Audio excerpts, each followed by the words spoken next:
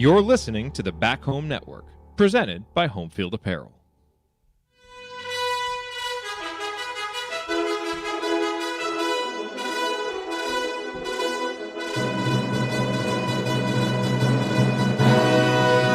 And welcome, Hoosier fans, to this week's edition of Assembly Call Radio, where each week we discuss the most important topics in the world of Indiana basketball. This is our 278th edition of Assembly Call Radio, and it is our 910th episode overall of the Assembly Call, recorded on the evening of February 2nd, 2023. I'm your host, the coach, Brian Tonsoni. And let's begin this edition of the Assembly Call how we begin every edition of the Assembly Call, and that is with our Hoosier Proud banner moment. And Indiana is the national champion. When it comes down, Indiana will be champion. Smart takes the shot.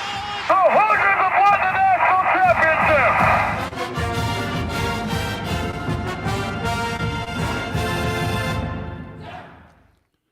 This week's banner moment occurred last Saturday in Assembly Hall when Caleb Banks came off the bench and produced some solid results in a supporting role. With injuries and sickness, Indiana's had to alter its lineups and rotations all season long, and Caleb was just the next man up and was ready when the opportunity presented itself. He displayed a knack for rebounding and scoring at the rim in the game against Ohio State, and while his role will probably be limited for the remainder of the year, his performance on Saturday gives us some added rotation depth this season and a glimpse of what Caleb can do going forward in the years to come. It was nice to see a young man who works hard, puts the time in, wins his weight, shine when his number was called. It was a true Hoosier performance in a good winning performance last Saturday. Okay, now let me introduce my co-host for this week. Jared won't be here. He's currently flying in the air from Dallas to Indianapolis. Had his flight delayed due to some weather. Ryan is already in Bloomington, probably out and about, wondering why no one has asked him for an autograph or a picture yet. So if you see him, if you're in Bloomington, make sure you ask him so he feels good. But here with me, the Nick Sirianni of Girls Youth Sports Coaching in Cincinnati, the biggest Eagles fan. Congratulations, by the way, on your Eagles making the Super Bowl. And the president emeritus of the Robert Johnson Fan Club, one of the world's most respected bracketologists.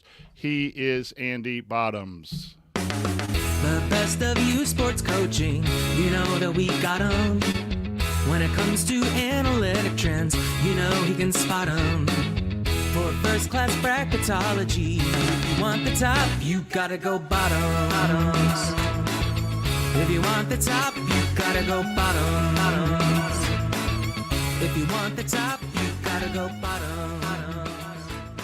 Andy, what is your bottom line on IU basketball in the last week? I think you had a mixed bag, solid game over the weekend against Ohio State, but then you follow that up with a disappointing, not the loss wasn't disappointing. I feel like we could say that about just about every IU loss this year. There have been very few, the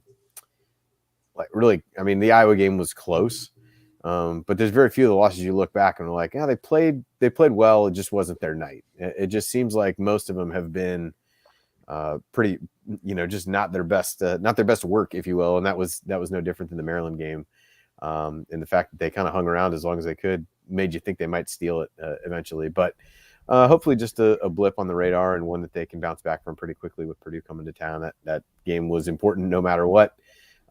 Maryland, a tough place to play. I thought Maryland had a really good game plan, executed it well to slow IU down by that token press and really trying to make IU take half the shot clock before they really got into anything. And they isolated matchups that they wanted on the other end of the floor, ran the shot clock down on their own, and were able to do that effectively. So hopefully IU can bounce back this weekend. Unfortunately, I will not be able to join you guys for the meetup. I have, luck being what it is.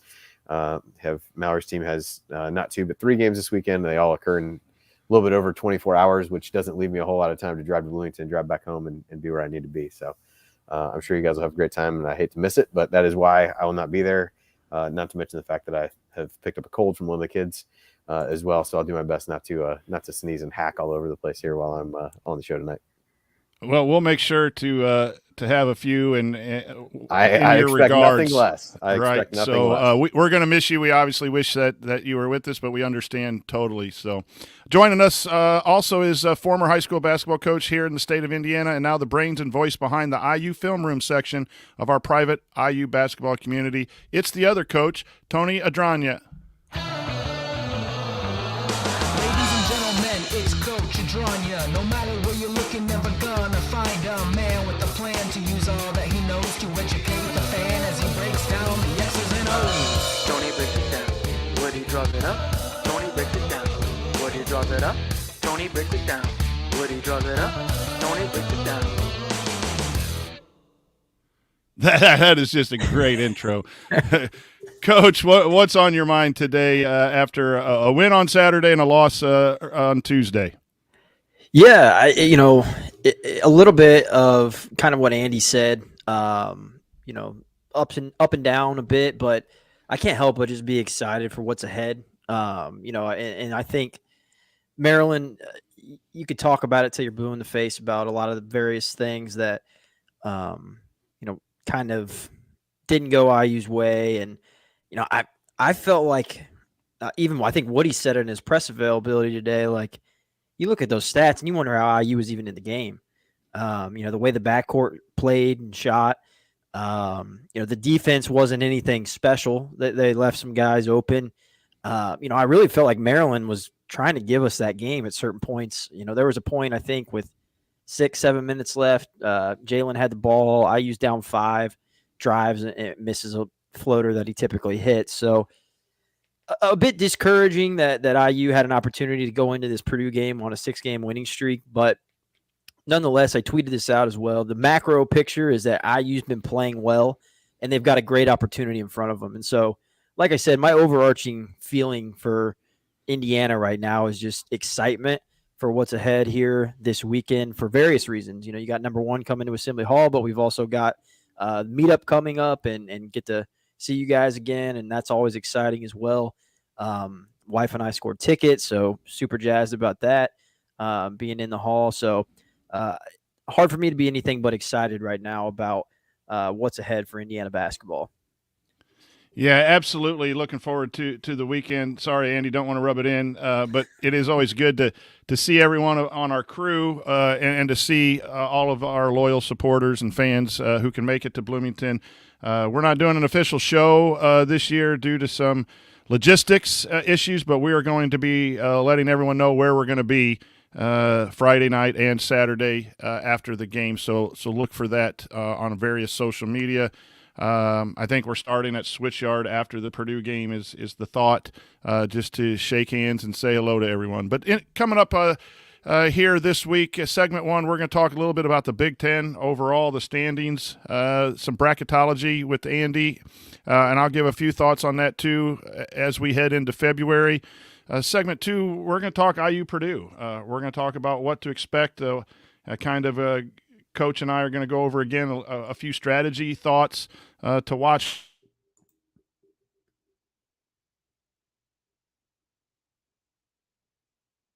Did you lose him? Yeah, I was having enough issues that I thought it was me, but then I saw you move, and apparently it wasn't. So, all right, well, I will attempt to take the reins here for a minute while Coach gets things sorted out. As he said, we're going to talk a bit, expand on a conversation that you guys had within the community about kind of game planning and some things for Purdue. We'll hit that pretty heavy, and then a lot of questions in the mailbag. But all that will be coming up on Assembly Call Radio. So now we can talk about our presenting sponsor, which I do not have the music to play for since I'm not hosting, so everyone can just envision in their mind the Home Field Apparel song. But this edition of Assembly Call Radio, just like all shows on the Back Home Network, is presented by our friends over at Home Field Apparel, where they have the largest collection of vintage IU apparel that you'll find anywhere, with beloved logos like 2 different versions of the Bison and so many more, including the new logos and the new designs that they unveiled for IU just a few weeks ago.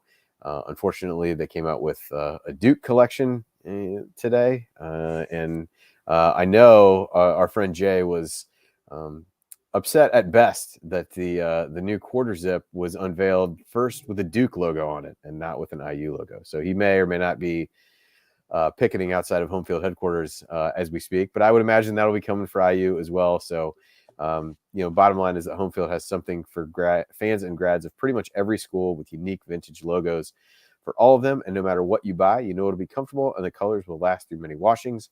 Plus, you're supporting an Indiana-based company that came up through Kelly, and what could be better than that? So you can go to homefieldapparel.com and use our promo code HOME to get 15% off your entire first order. Again, that's promo code HOME for 15% off.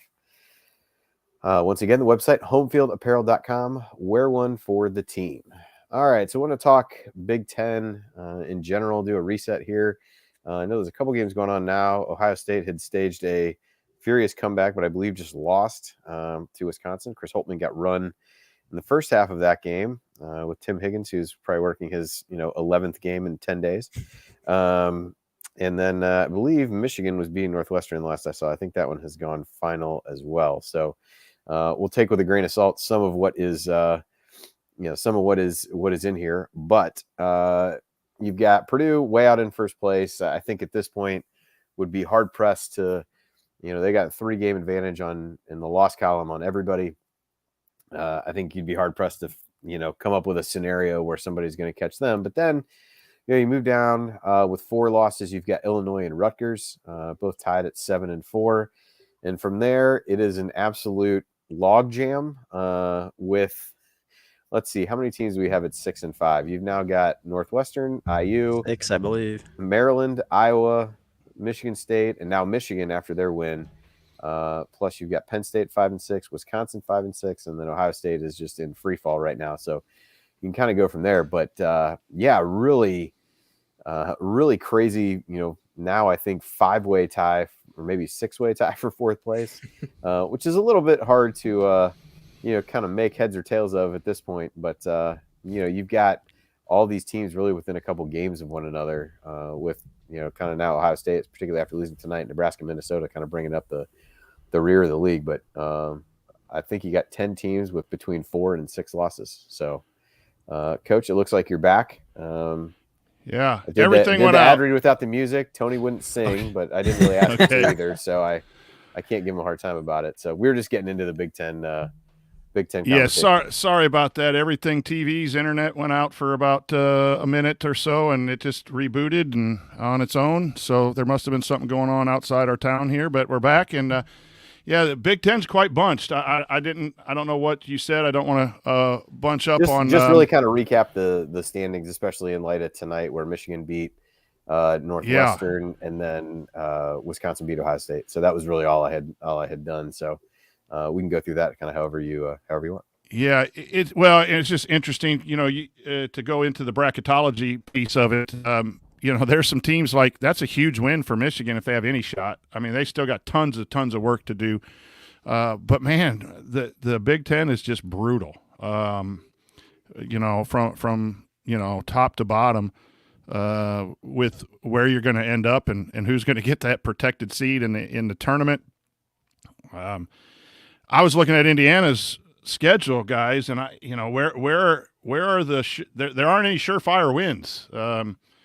With Michigan playing like that against Northwestern, you have 2 games against Michigan. That was maybe a spot where you would think that Indiana could maybe not play its best, but Indiana's going to have to be sharp. They can't play like they did at Maryland too many times here down the stretch and hope to be in the top half of the Big Ten. Yeah, it's funny how that changes. I mean, I remember when we came on in the summer, or whenever it was that the schedule came out. I guess that probably wasn't the summer, but you looked at it and you said, hey, the first part of the Big Ten season is really maybe where they can make some hay, and then it gets a little bit easier or a little bit tougher down the stretch. In some ways that's maybe true, some ways not. I think looking at having to play Michigan twice in the last few weeks of the season was pretty daunting initially. I think they certainly have some talent, but have not played up to it over the course of the year. So yeah, really, really tough read on what to do. You got Purdue twice, Michigan twice in that stretch. You do have Iowa and Illinois at home. Illinois you beat on the road, so you feel good about that. Iowa competed well with. Most people would say should have won that one at home or on the road. So can feel good about those. But then Northwestern, you looked at that as maybe an easier game where you're playing at Northwestern and they gave it to you on your home floor. So a little bit hard to tell. I think at this point, unless you're playing Nebraska and Minnesota, and I guess to a certain extent Ohio State, which IU is not anymore, I think just about anybody could win or lose any of those games. Yeah, and you just want to jump right in as far as where you think Indiana is bracketology wise. I don't know if you mentioned that earlier when I was out or not. No, I did not. I had them as a 5 when I was doing stuff earlier this week. It probably wouldn't be that now, although I don't think losing on the road and another tournament caliber team is anything to totally hang your head about, and really would drop you too far down the list. But I think they'd probably be in that general range now. But there's just you get to that part of the bracket, there's a lot of teams depending upon what you like and don't like when you're looking at teams' resumes. That you can go a lot of different ways there. So I think going into the week probably would have been reasonable to have them anywhere between a 5 and a 7, more than likely. Probably still, maybe in the 6 to 8 range right now, but I would say 8 would feel fairly harsh to drop them to that point after, losing a road game to a team that hasn't lost a conference game at home and another, tournament caliber team. So I think that's kind of where they are right now. Lots of opportunity, not really any opportunities to totally stub your toe and take on a bad loss, but lots of opportunities for good wins if you want to take the glass half full approach. Yeah, we moved them to a 6 from the 5 to a 6 as we scrubbed Tuesday, and then we scrubbed again today. So we think the thing that stinks is like, Wisconsin might move back into a quad 2 win because they went from 70 to 77. So all those cutoffs, and the committee's aware of that, to be honest. But when you just look at the raw numbers, Ohio State's going to move down and cost us a quad 1 win at home because they're obviously if they lost, I thought it was a close game when the internet went off. I don't know what the final was there. I think it was 6. They lost by 6. So, but anyway, I thought I was muted there when I was trying to blow my nose. Yeah. Sorry about that. All right. But they lost by 6. So the margin kind of helps a little bit, but still not great. But you got 2 teams that are counting on quad 2 and quad 1 wins for Indiana that right are on those cutoffs. And again, the committee understands that in the big scope of things. But, that's why you got to take care of it at home and win some games that you have coming up that could really be solid on your resume. Get those good, solid resume wins and keep them because otherwise it's going to be kind of tough going on. But coming up on the Assembly Call Radio, Coach Adranya and I, and we'll talk some basketball. We'll see if Andy likes it. So stick with us here on Assembly Call.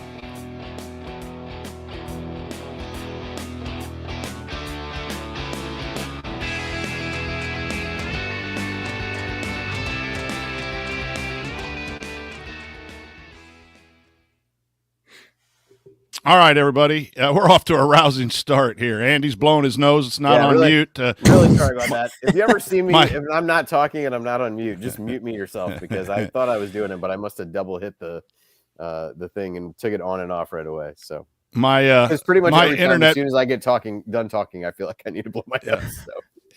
Amy and I decided to upgrade our internet to a fiber optic high speed and go away from satellite. We've had no issues since December 26th when they came out and buried the cord and did all that. I have 4 or 5 TVs going on at all times. No issues until we're on Assembly Call Radio, and it just froze. Everything stopped for that moment. But glad to be back. What are you going to do? It's kind of like shooting. Some nights you're on and some nights you're off. Let's try to rebound within the show and find our shooting groove. But we're going to talk Purdue here. So let me see. Yeah.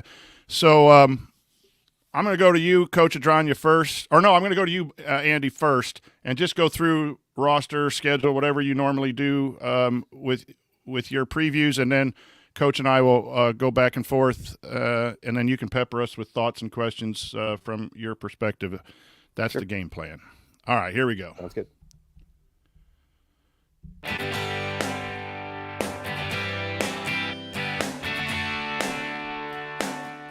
Hi, this is A.J. Moye. What's the only thing better than upsetting Duke in the Sweet 16? celebrating it with friends afterwards. Join Jared, Andy, Ryan, and Coach for the assembly call after every IU basketball game. Go Hoosiers!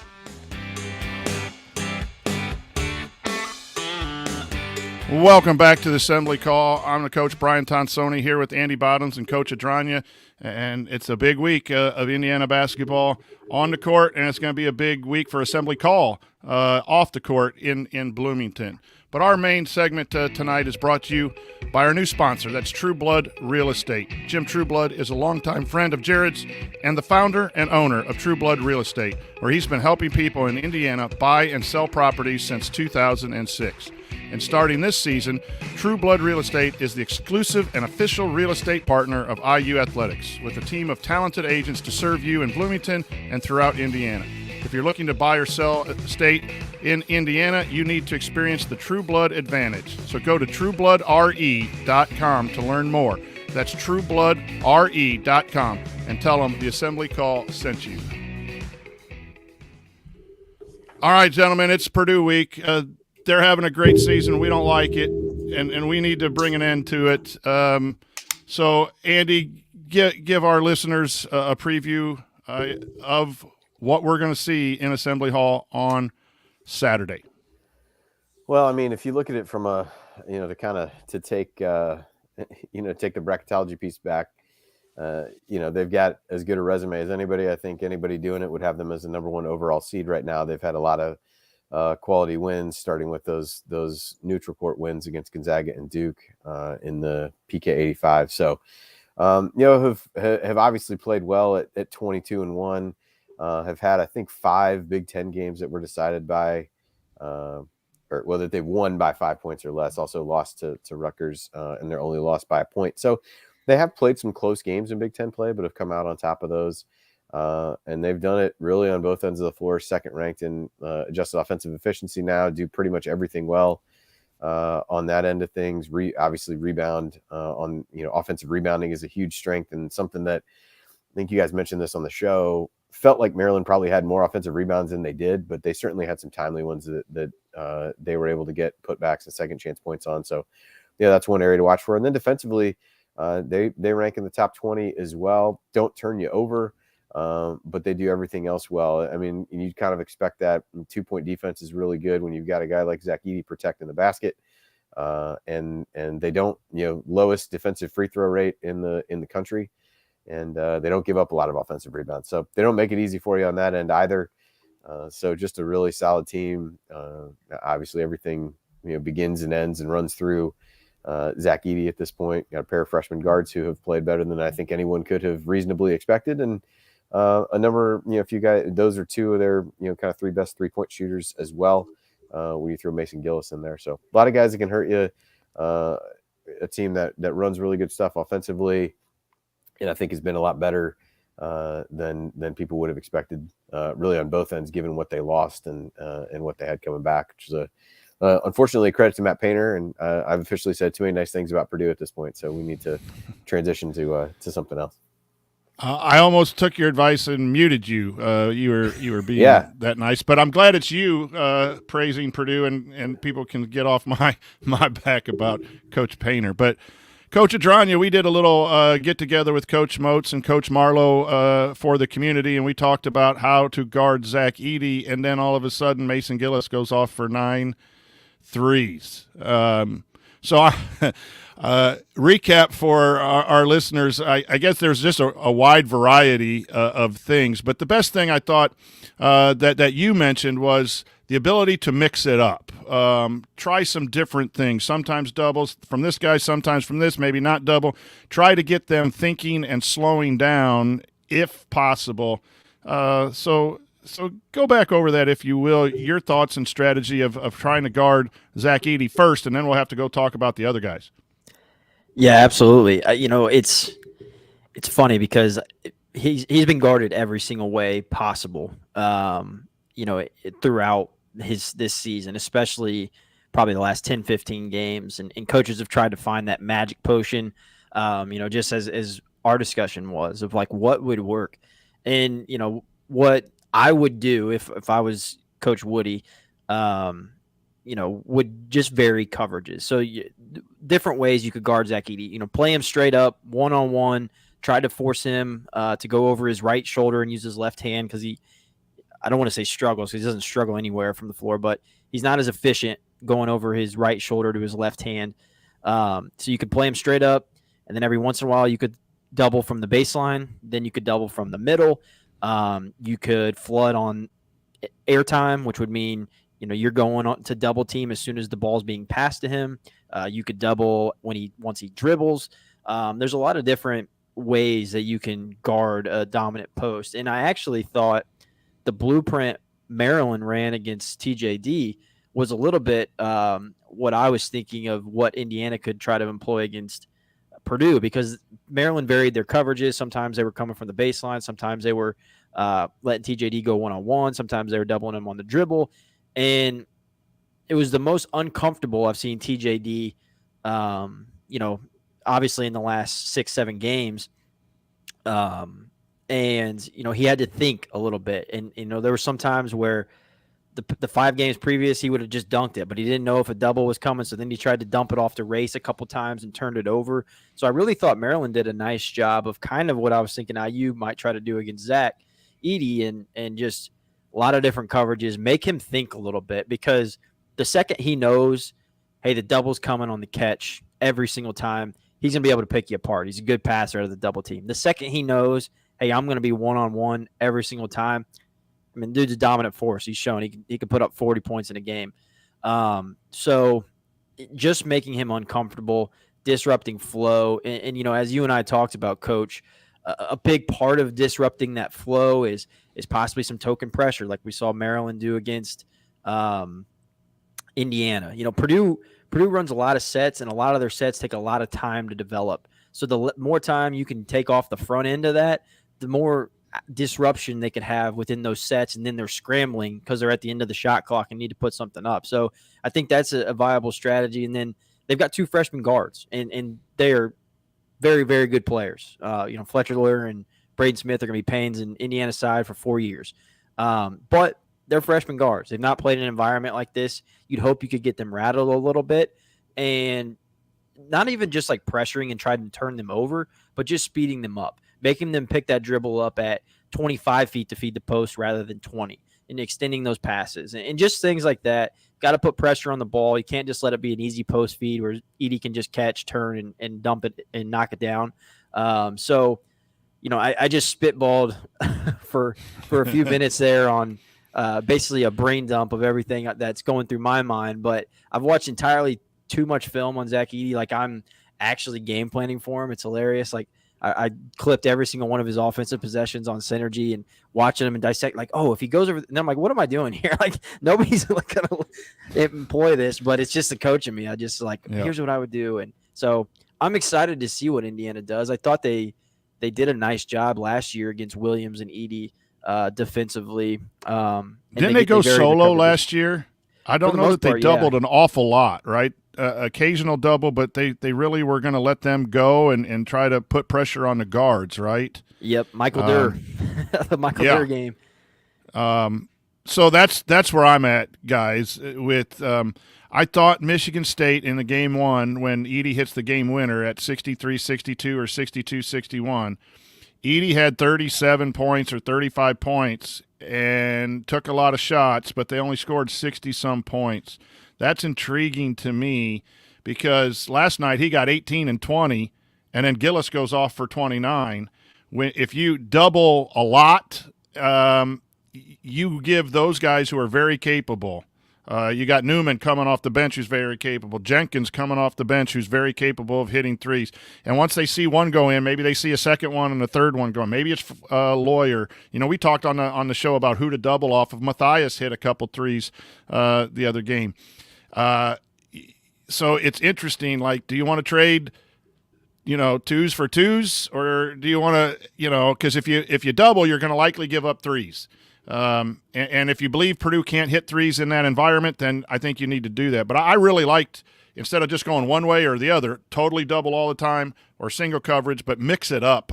When you mentioned that the other day on the Coach's Corner, I thought that was good.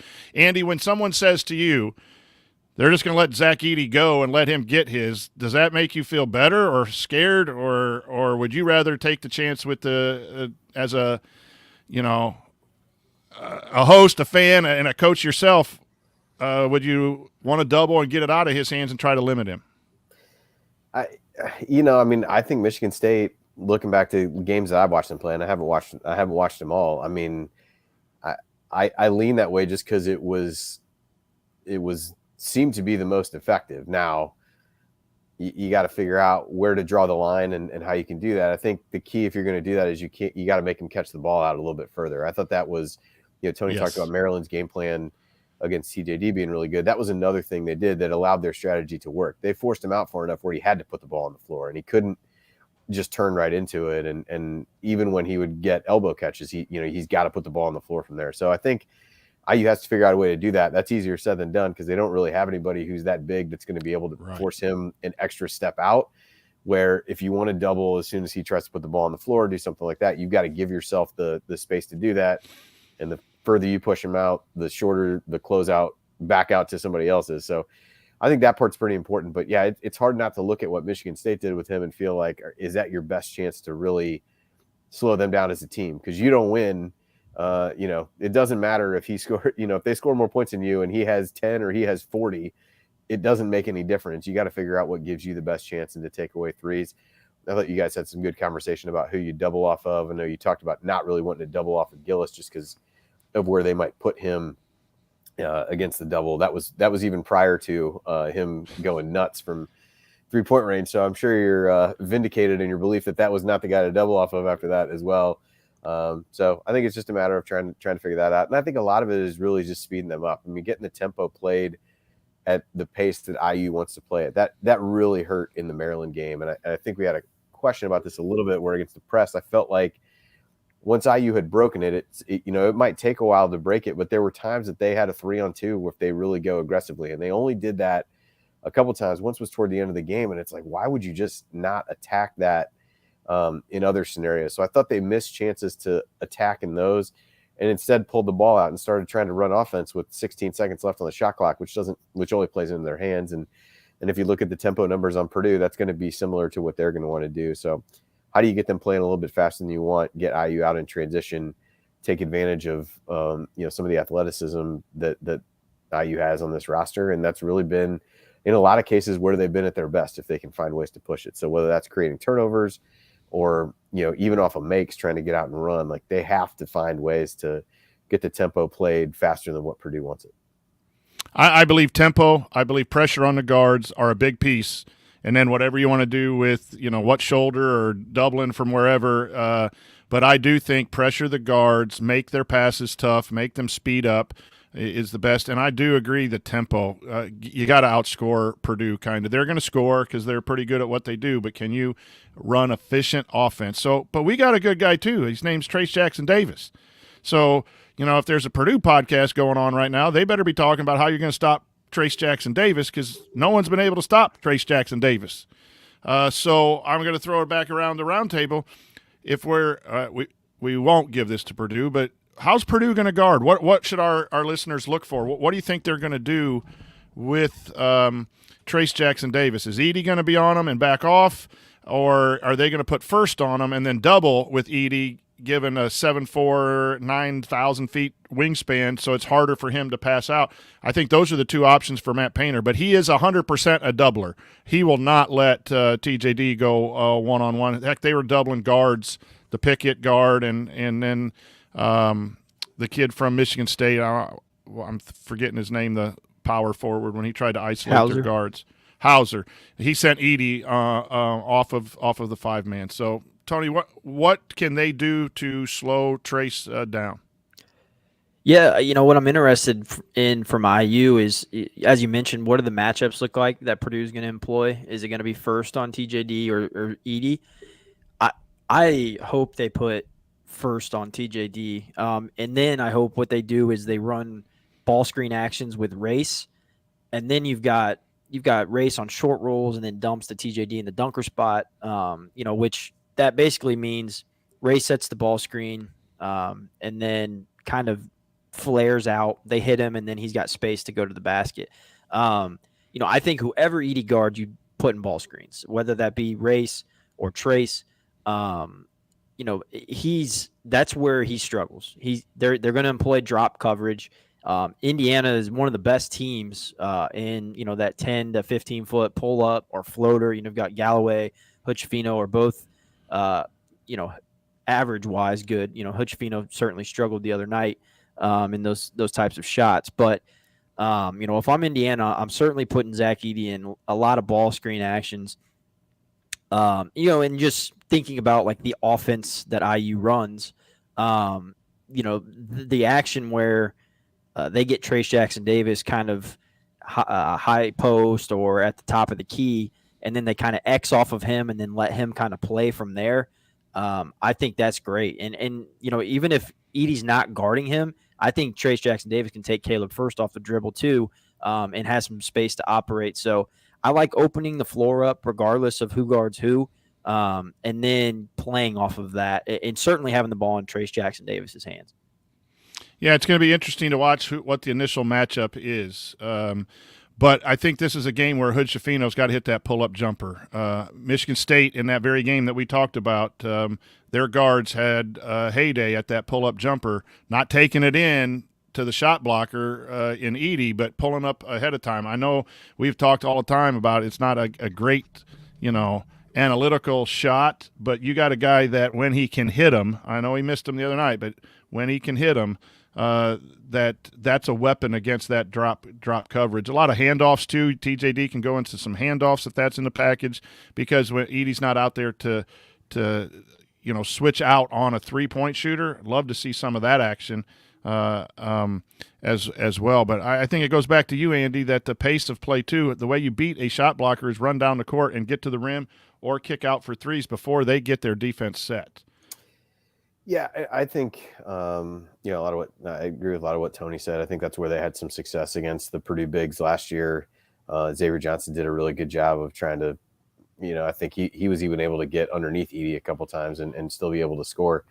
So I think I think lots of things to look at there. I think it was the Wisconsin game where Jalen was really adept at getting to the elbow and made a ton of shots from there. Obviously, that's a place he really likes to get the ball, but I think that was the game where just kind of whenever they needed a basket, he would get there. And I think you're right that that's a place that he's going to need to be effective. I think the other thing, and I don't see IU doing this a great deal, but something that I would think about is, do you play a little bit small so that you can't let them try to hide Edey on a guy like Race, and do you let Kopp play? I thought that was something that I would have liked to seen against Maryland, quite frankly. Dante Scott was bullying anybody in the post anyway. At least you got to, give him a different look, make him go out and try to stick to Kopp. So I thought that was maybe in a game when nothing was working offensively, that maybe you'd throw it against the wall. Now you're also playing, 3 guards who were generally ineffective in that game. So maybe that makes it a terrible idea. I don't know. But I'd be curious to see if you see some of that, in this game as well. And, that really forces Edey to guard TJD, also forces TJD to guard Edey. So you can't have that both ways, but be interested to see if there's some different variations of things like that IU wants to try and put guys in uncomfortable positions. But I think no matter who Edey's guarding, you got to find ways to, make him work on that end of the floor. And he's not going to be interested in really coming out to challenge some of those mid-range jump shots. So I don't think you build a game plan around mid-range jump shots, as you said, Coach. But I think it's something that's got to be, part of your arsenal and being able to try to get guys to help off and find shooters. But spacing becomes incredibly, incredibly important in this game. I think the key is passing out of the double. Purdue is a heavy double, and they're going to come big on big. That's where they come and double. They they might mix it up a little bit and leave someone if they believe they want Galloway to shoot. But what Painter has done is bring the other big. So if you have a low post and you dive the other post, can you get that ball? And then they're really good at rotating. They drop, they help the helper, and then they X out on the backside, so they're really effective on it. The ball's got to pop. If the ball sticks, in my opinion, against Purdue in anything that Coach Woodson runs, if that ball doesn't move, Purdue's going to have their defense set or their rotations or their closeouts and really cause trouble for Indiana. So we've got to analyze, and Trace Jackson-Davis had some really good games, Coach, where he's made quick decisions. I think he's got to make quick decisions. He can't do that crab dribble, and then the double team comes and it's 7-foot guy and first, and then we get tipped balls and make it easy for them to go the other direction. You got to be quick with it. You got to find the open man, and then you got to find that one more passing, and then you got to be ready to catch and shoot because, Indiana offense is stand on the outside, wait for the ball to come to you, and take advantage of double teams. This is a place where Coach Woodson's offense could work if that ball gets out of there. But it's easier said than done against the huge size that Purdue does. But that, to me, is the key because I think we'll knock down shots at home, and I think the crowd will get going. But we've got to get the ball out of that double and get it passed around, reversed to the open man, and then you got to be ready to knock down shots. You can't be hesitant because when you're playing a number one team, you've got to take advantage of open looks and then play with confidence and knock them down. So, Andy, come back to you, and then we'll finish with Coach Adranya before we move into the last segment. What's the game going to look like if IU wins, or what are you expecting on Saturday, or maybe just hoping for on Saturday against Purdue? Yeah, I think if IU wins, you see them, one, get off to a hot start and really get the crowd in the game. I think, two, you see the game played maybe not at IU's ideal pace, but closer to IU's ideal pace than closer to Purdue's. And I think you'll find, one or two guys who really are able to step up and supplement the scoring. I think you're not beating them without strong games from Trace and Jalen, but what they had during that winning streak was generally, if those two guys were going, there was at least one other one that stepped up. Wasn't always the same guy. Sometimes it was Geronimo, sometimes it was Galloway, sometimes it was Kopp. I think you need a couple guys to do that, really hit shots, hit some timely threes to get the crowd into it.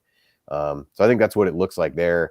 Also find ways to, get a few foul calls on Edey and find ways to limit his touches. I don't see that happening. I think it's one of those things that kind of perpetuates itself in terms of, he's a guy who doesn't foul. I think officials just don't know how to officiate him. Honestly, on either end, I don't think they know how to officiate guys guarding him. I don't know that they know how to officiate him guarding others. And so, maybe you get a couple calls to go your way there to really give yourself some momentum. But I think it's a lot more about pace, a little bit of balance, and certainly not having to survive an off night from Jalen, because I think those mid-range shots are going to be super important. You have a couple really good things there about officiating Zach Edey. I think he's so big and his hands are so above everyone else that a lot of fouling happens with your hands. And so, his hands are so big, but he bodies everyone, and the officials are looking at the shot and the hands. And I think he benefits from being so big that he really doesn't bring his hands down. He's been taught really well to keep his hands up. He doesn't swing. He's not one of those guys who tries to get off the ground. He just stands, and then, that's part of the reason. And I don't think he moves his feet very well. So guys get to the rim, and then he just reaches out with that long wingspan and blocks shots at the rim. You see guards beating him all the time. You see post players beating him all the time, and then they're at the rim. But his stretch just gets the ball. You got to beat him quick, and you got to get to that rim fast. You can't hesitate, and you've got to maybe go under the rim, use the rim for protection. But that's the fouls in Edey is something to watch for. Tony, what's it look like if IU wins on Saturday? It's going to be a lot of fun at Switchyard. Although that's gonna happen regardless. That's a true statement. But it'll be a lot better with the win. Absolutely. A couple things that I think can lead to an Indiana win. We talked about pace, so I wanted to pull up some Purdue stats.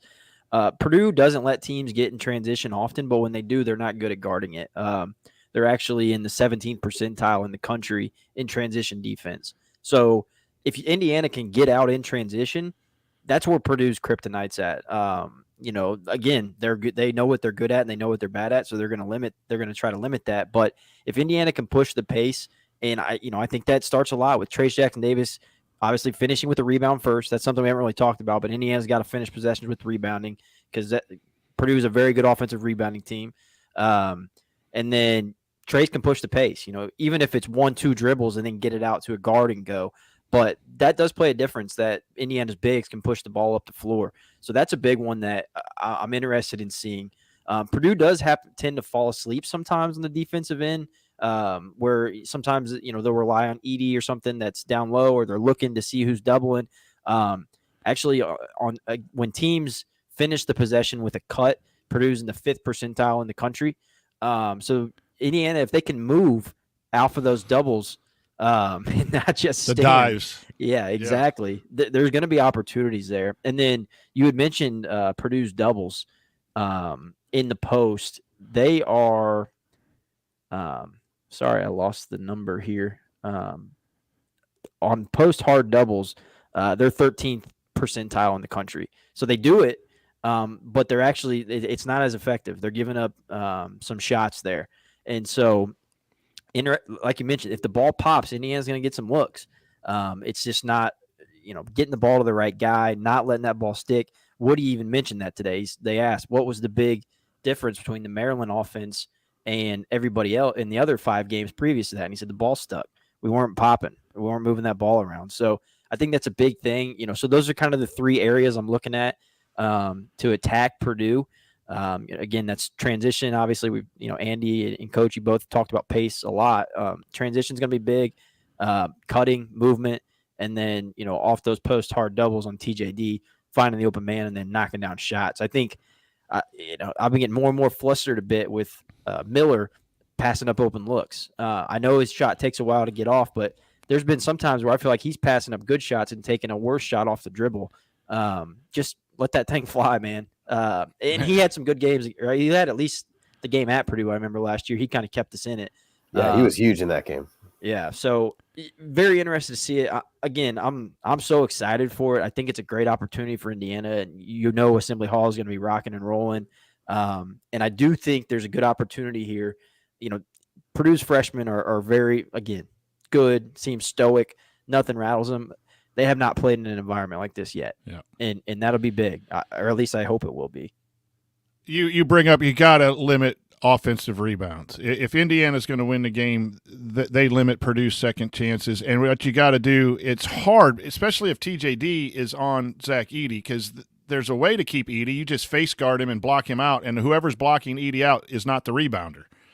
But if that's your best rebounder who gets 20 a game, but the one thing that TJD does is that he can elevate and go up at the level where Edey gets stuff. He's just going to have to attack the ball. They're going to have to attack the ball, and guard rebounding, something I've hit on all year long, is something that you're going to have to crack down. If you do double, you're going to have to go and knock people around, and everyone gang rebound that basketball. When that ball's missed and you play really great defense, you can't give 2 points because they're just crashing the boards with effort. You've got to hit that very well. So at the end of this segment, real quick, each person, besides the 2 main guys, Hood Schifino and Trace Jackson Davis, your pick to click who we're going to need to win. Andy, who's your Jared asked this in the community, I think, and gave some options. I'm just saying, besides those 2, who's the pick to click that helps Indiana beat the number 1 team?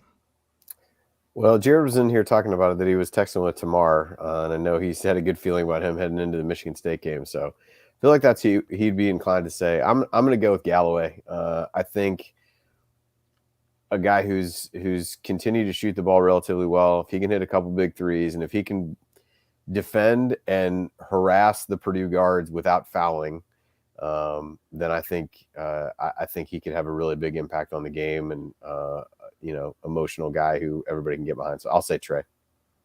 Boy, I'll channel my inner Coach Marlowe and throw that out there. Yeah, I tell you, we're really doing a great job. This ought to be replayed over and over again because we're bringing up great things. We got to guard without fouling. There's another thing that we need to talk about. Like, play aggressive, put pressure, but we can't get them in the bonus with 11 minutes to go in the first half or 11 minutes to go in the game and give them free shots. I mean, let Edey get his 30 or 40 and then shut down the fouls and shut down everything else. Rebounding, defending without fouling. And that pace, I'm going to love TJD getting a rebound, dribbling out. Edey's chugging down the lane. Guard stop, Trace Jackson Davis, find Miller Kopp within 8 seconds of the shot clock and hit a 3, and the crowd goes crazy. We got to do that. Tony, your pick to click, who's not one of the top 2.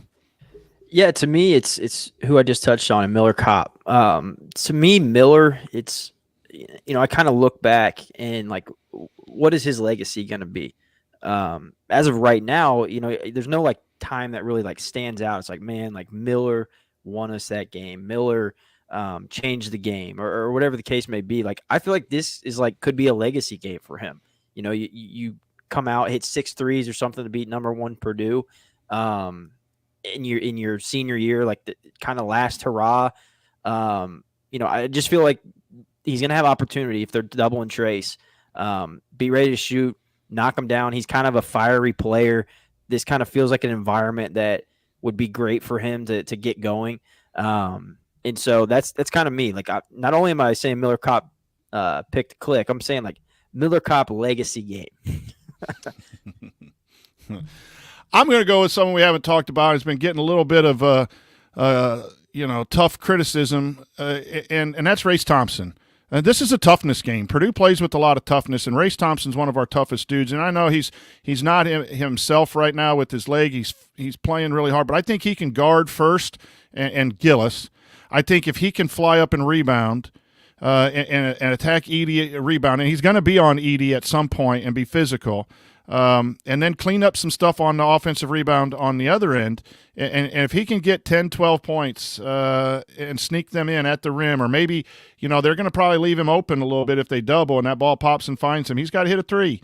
But I think your guys' selection, let's have them all. Let's just everyone have a game. Everyone have a game. You rank them and we spank them, and we meet at Switch Yard and have a good evening. But that's our Purdue preview. But coming up in our final segment, we'll answer your questions. We have a jam-packed mailbag, so stick with us.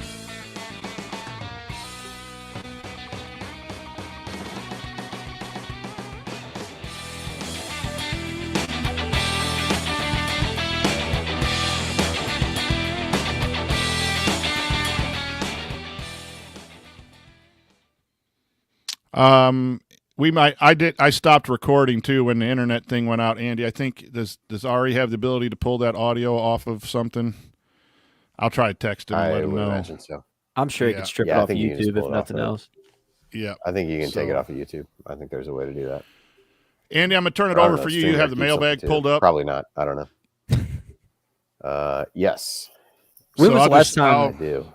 When was the last time number one came into If there's ones of these that Michigan in 2012, 2013. Game day was in the morning, I think. We haven't had one since then? No, really? That last time number one was there? I'm not sure. I thought I saw that on social media that was the last time. Makes sense. That might be right. What was that, Andy, about? Michigan State at some point. I said I can just try to navigate through because I think we've hit on pieces of some of these, so I can do that. That's good. I'll bring us to it, and then I'll turn it over to you. I appreciate that. All right, sounds good. All right, here we go.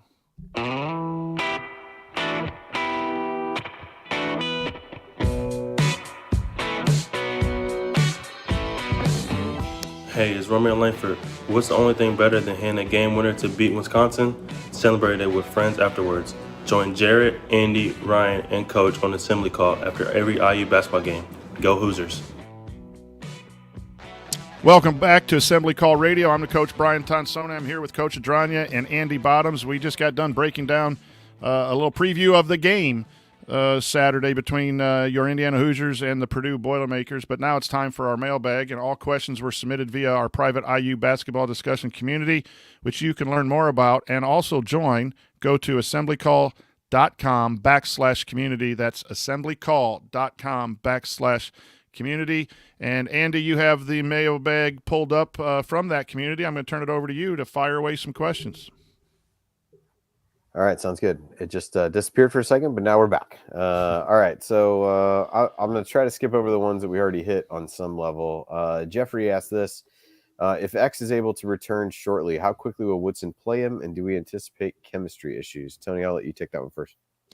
Yeah, I mean, Coach Woodson touched on it today and basically said, he didn't even say that he thinks Xavier could be back this season. He wouldn't go as far as saying that, and that was specifically asked. Now, some of that could be gamesmanship and coach speak, for sure. And he did note, he said if you asked X, he'd say he could play tomorrow. So in terms of timeline, I just don't know. I've heard late February, but that's purely speculation. I do anticipate him being inserted back in the lineup quickly, not only because I think he should be, but because of the precedent we kind of saw with Race as well. Second game Race was back. He was back in the lineup. So I don't anticipate chemistry issues. I anticipate better play, to be honest. I mean, I think the Maryland game was a fine example of where we really could have used X, in terms of having another guard. Indiana was very limited at the guard spot, especially ball handling. It was basically Scoop, Galloway, and Jalen Hood-Schifino, and none of them really had a good game at all.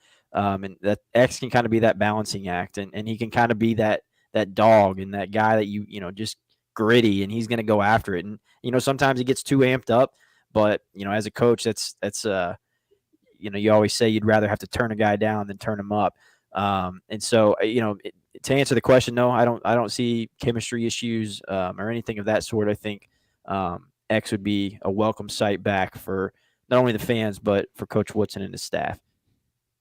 Yeah, I agree. X has been real vocal on the bench and with his teammates, and I think he's looked to for a source of energy and juice.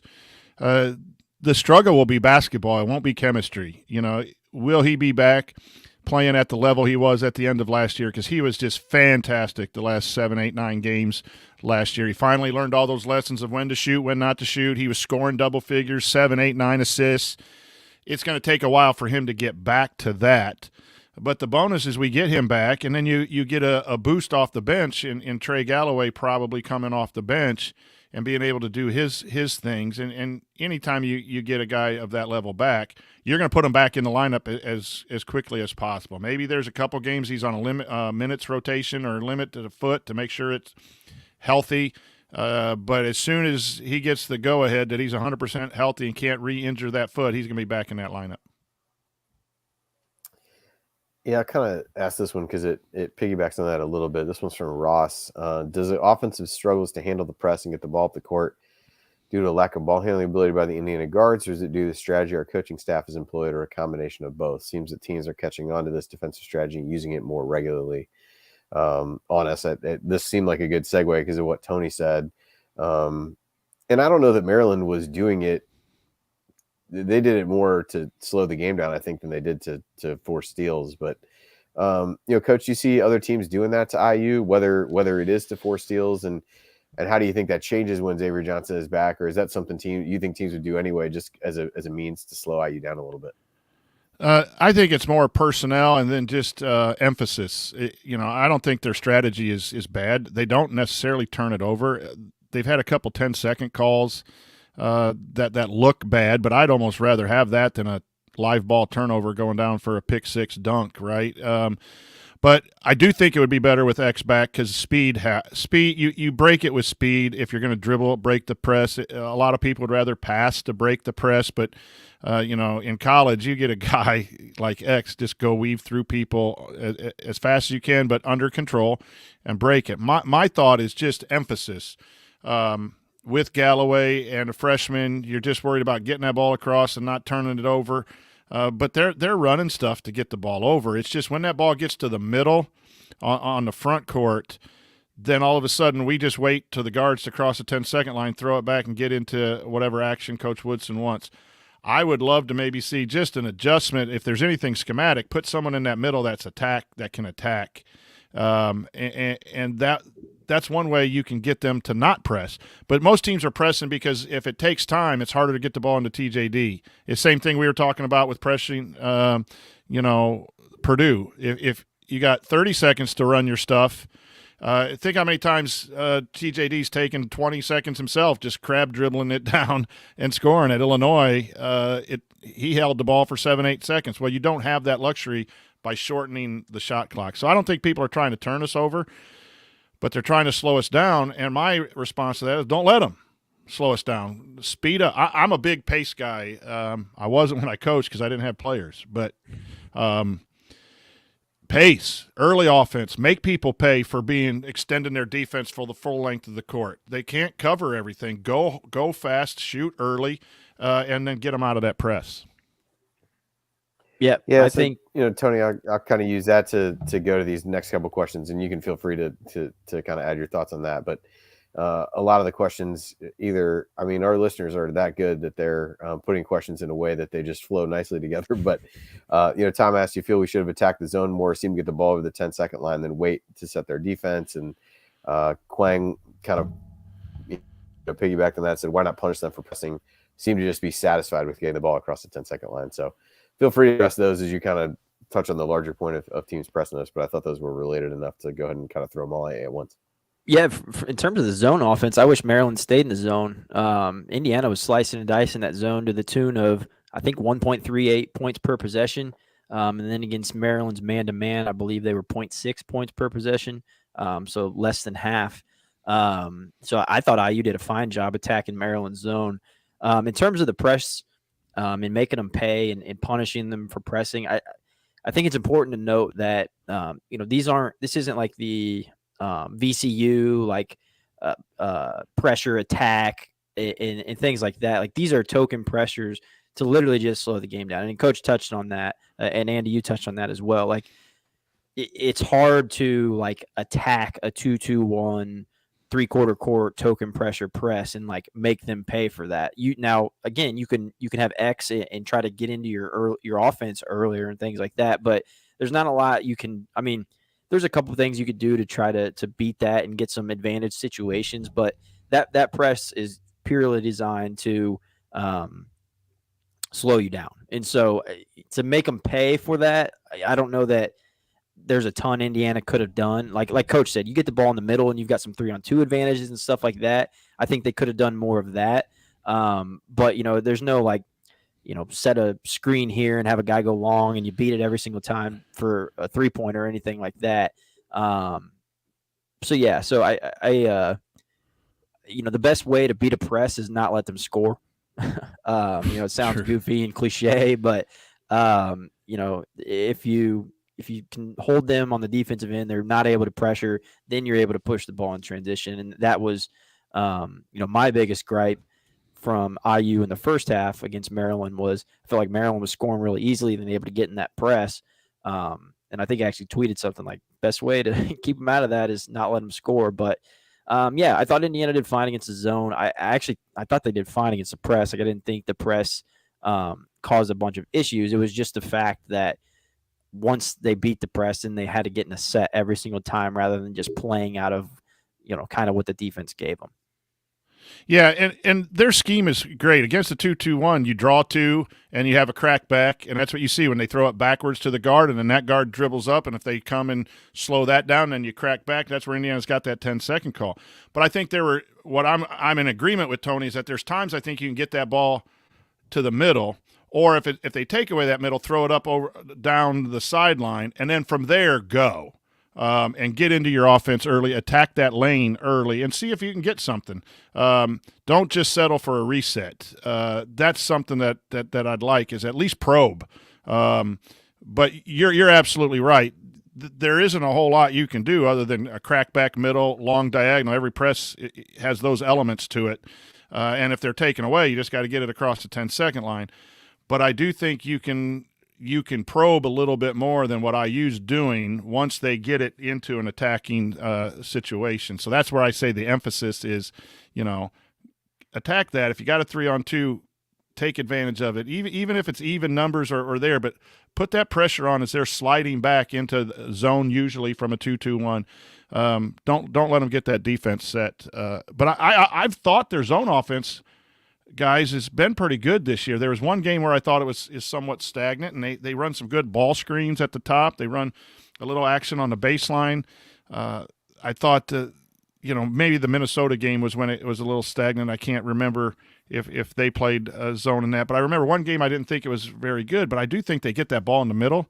And, at times it's just maybe a missed shot or something else.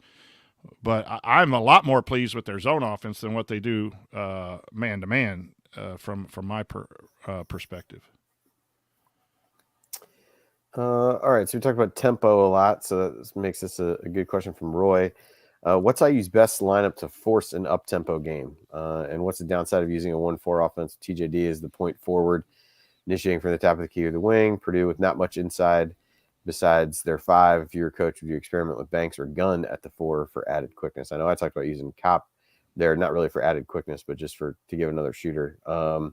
I guess maybe the first part of that is maybe the most important. Coach, I'll throw that to you first. Best lineup that IU could put out there to force an up-tempo game, but also an up-tempo game that gives them the ability to score on the offensive end. I mean, I think you can put a lot of guys in there to just go play fast, but to be able to get something that's going to be a cohesive unit out there on the floor at the same time.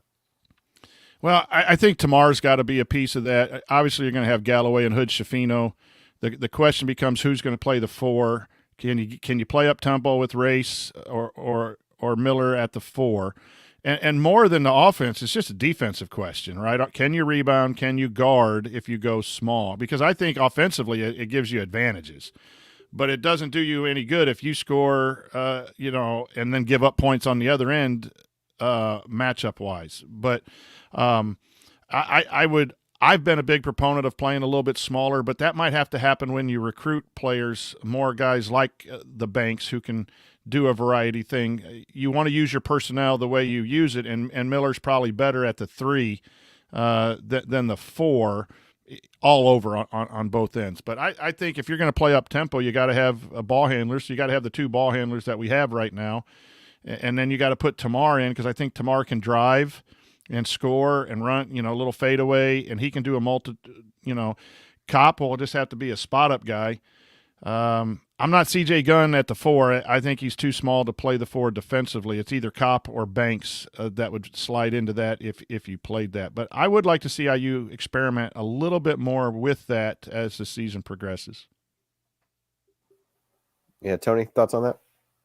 Yeah, honestly, I think you could play up tempo with the starting lineup that we'll likely see. I think Race gets down the floor well, Trace gets down the floor well. Both of them can push the ball off of a rebound.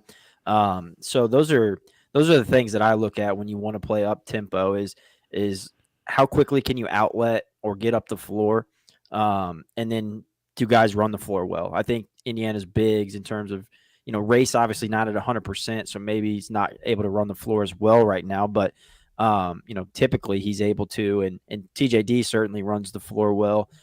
So I'm not as much lineup driven in terms of up tempo. As Coach mentioned, you need ball handlers, you need guys that can distribute and make good decisions. But more so, it's like a mentality of let's get it and go. It's funny because I think last year the buzzword that Jordan Sperber always does for coaches press conferences, I think like 300 out of 330 opening coach press conferences said we're going to play fast, and he clipped them all, and it was pretty funny. But I do think Indiana lives that, and I think they do push the tempo, and their bigs push it up. And I think last I looked at KenPom, Indiana in terms of average possession length, I think like 40th in the country or something like that, and in conference play second. And so they're looking to get shots quick. Yeah, and Purdue's like in the 320s, I think. I looked at earlier. So definitely on the opposite end of the spectrum. All right, so last question will be from the great Bob Thompson. This is another kind of strategy question for Purdue. Is there merit to the strategy of not having TJD guard Edey to preserve his energy for the offense? So I'll add to that, Tony, before I throw it to you for your answer. Kind of what do you do if you're not, how would that change what you do defensively if you didn't have TJD guard him? So let's assume to start the game out, that means you have Race guarding him.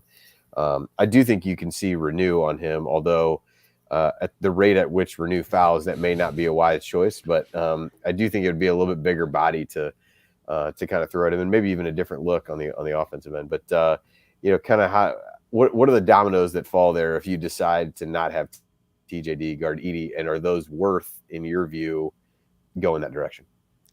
Yeah, I mean, I think if you do that, you're bringing TJD on the double on the catch. If for some reason you've got Race guarding Edey, but what I think is really important to remember about Purdue is they don't just plant Edey on the block and post him up. They're running a lot of actions, down screens, and then if you've got somebody like Race, he's going to be able to pen high-low and just essentially just be taller and get a dunk. So I think the only reason I wouldn't put TJD on Edey is if he got an early foul, and maybe you want to try something else. Because, I mean, let's be honest, TJD played, like 8 minutes last year in the home game against Purdue because Edey got him 2 quick fouls, and then he just never got in the flow of the game. So I think that would really be the reason I would look to employ something like that. It wouldn't necessarily be to preserve TJD on the offensive end. I think he's in phenomenal shape. I mean, the kid could go for 80 minutes, I feel like, the way he plays. So it wouldn't really be preservation to me. It would just be if there was foul trouble and you want to keep him from doing that. I agree. Fouls are going to dictate the matchup. If you see race on him to start, it's probably more fouls than anything else. Maybe getting off to a start without getting him a quick foul. But I can see what Tony's saying too, that they start with TJD on him. Once he gets that first foul, that's the change that they're going to make. But I don't think you got to play somebody, and there's no preserving for the offensive end. But I do think it's more of a foul situation with that matchup. So, all right, that'll do it for our. I think that's the last of them, Coach. Yep. So that'll do it for this week's episode of the Assembly Call. If you want to see us do the show live, join us at assemblycall.com on Thursday nights for the live broadcast of our Assembly Call radio recording. Thanks to Bob Thompson for producing our music, and thanks to John Ringer of rigdesign.com for designing our logos. And thank you for listening. And until then, take it from me, Juwan Morgan. Keep your elbows in, eyes on the rim, and go Hoosiers.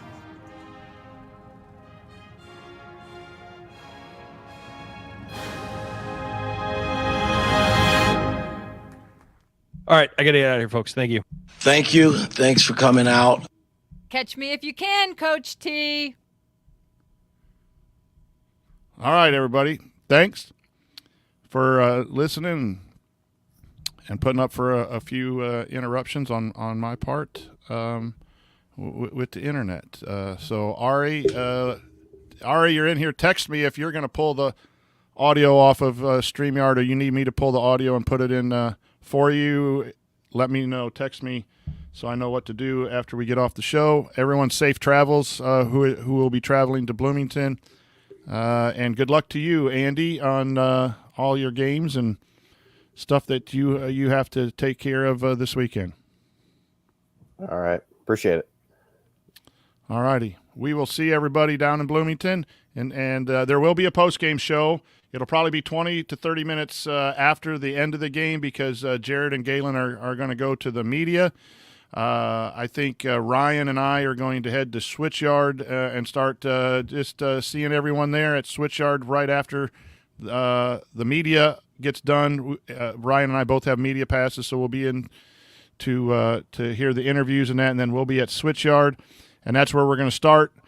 Friday night, we have a team dinner, and after the team dinner, we're probably going to hit Nick's in a variety of places we will put out on social media. Feel free to come find us and stay with us the whole night. Tony Stuckey is really good at doing that and is going to buy us a beer or two. So we look forward, and without all of you guys, we wouldn't obviously have a show, but we really do appreciate you guys. So we'll see you on